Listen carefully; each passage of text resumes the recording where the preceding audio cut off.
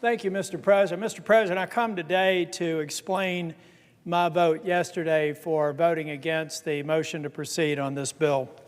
Mr. President, I spent most of my career in management consulting, managing large, complex enterprise projects, multi-year, thousands of hours, a lot of complexity that take people, process, and technology to make it work.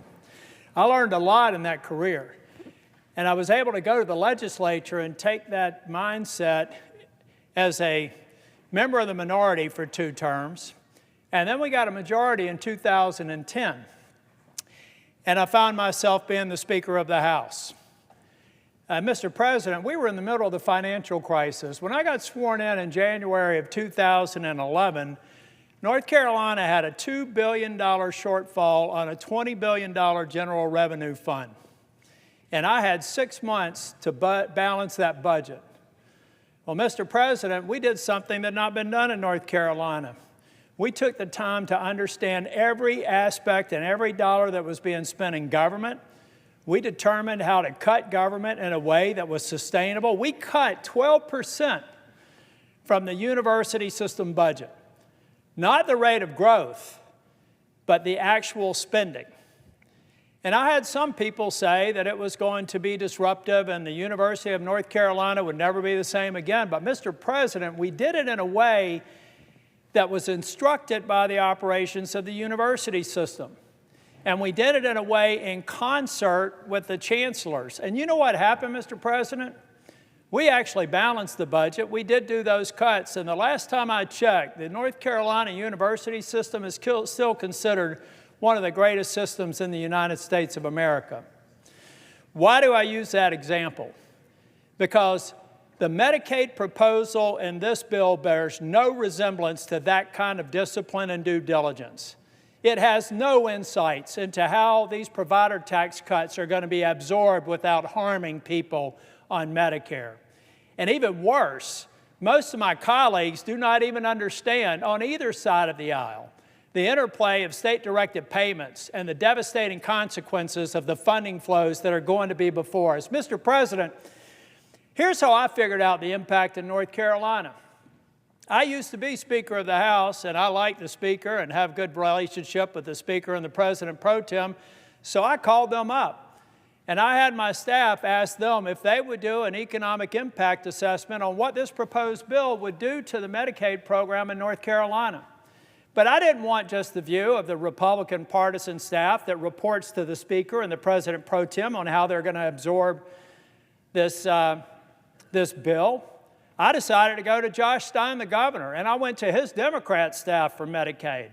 I asked them to prepare an estimate, independent of the estimate that I had done with fiscal research. But I took a step further, Mr. President.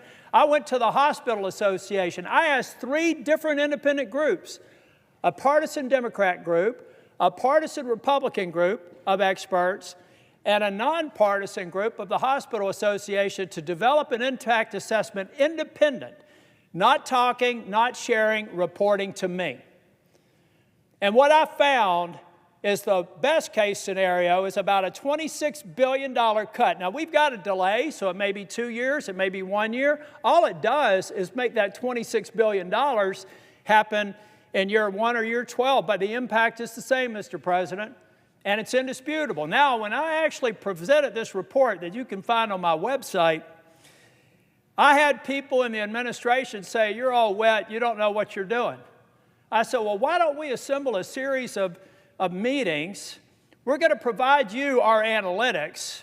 You go through it, tear it apart. And I told about Mehmet Oz, who I consider to be one of the most capable people in the Trump administration. He's a brilliant man, and I'd encourage my Democrat colleagues to talk to him. He knows his stuff, and he's very focused on getting efficiencies out of CMS. So we had 3 different conference calls with CMS, with Oz on the phone and on the video, and me on the video.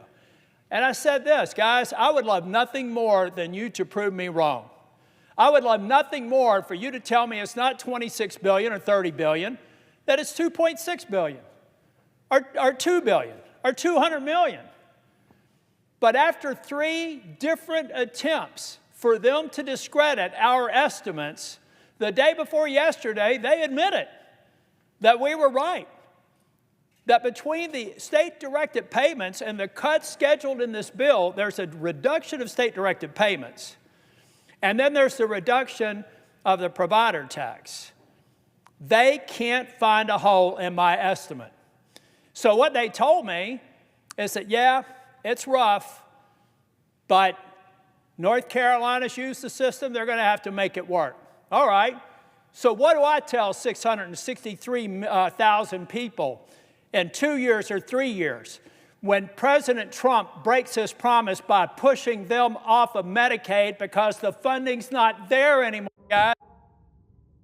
I think in the White House, the senators advising the president are not telling him that the effect of this bill is to break a promise.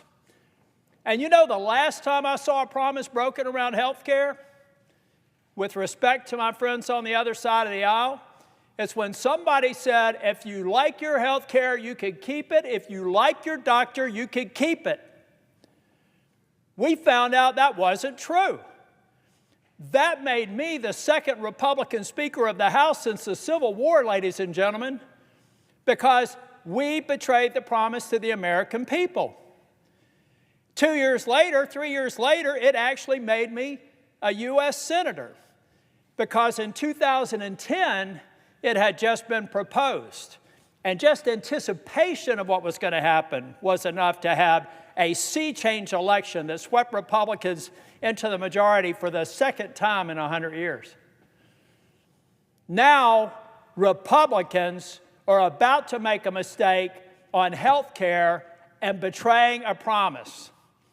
It is inescapable that this bill in its current form will betray the very promise that Donald J. Trump made in the Oval Office or in the cabinet room when I was there with finance, where he said we can go after waste, fraud, and abuse on any programs.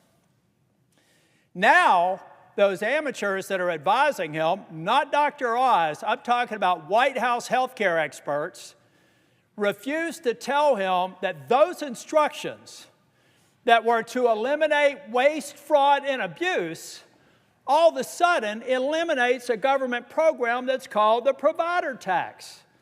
We have morphed a legal construct that admittedly has been abused and should be eliminated into waste, fraud, and abuse.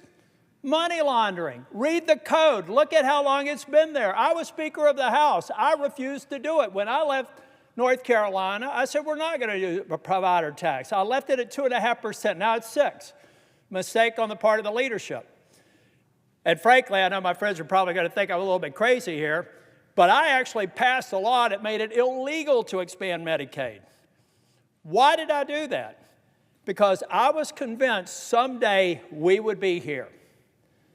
And I would have rather found a way to get more people on Medicaid at the standard FMAP than having this 90-10 match and watching it disappear and taking away desperately needed health care. So, Mr. President, over the course of the evening, I may look for an opportunity to speak again. But I'm telling the President that you have been misinformed. You supporting the Senate mark will hurt people who are eligible and qualified for Medicaid. I love the work requirement. I love the other reforms in this bill. They are necessary, and I appreciate the leadership of the House for putting it in there. In fact, I like the work of the House so much that I wouldn't be having to do this speech if we simply started with the House mark. I've talked with my colleagues in North Carolina. I know that we can do that, and I believe that we can make sure that we do not break the promise of Donald J. Trump that he's made to the people who are on Medicaid today, Mr. President. But what we're doing, because we've got a view on an artificial deadline on July 4th that means nothing but another date and time, we could take the time to get this right if we lay down the House mark of the Medicaid bill and fix it.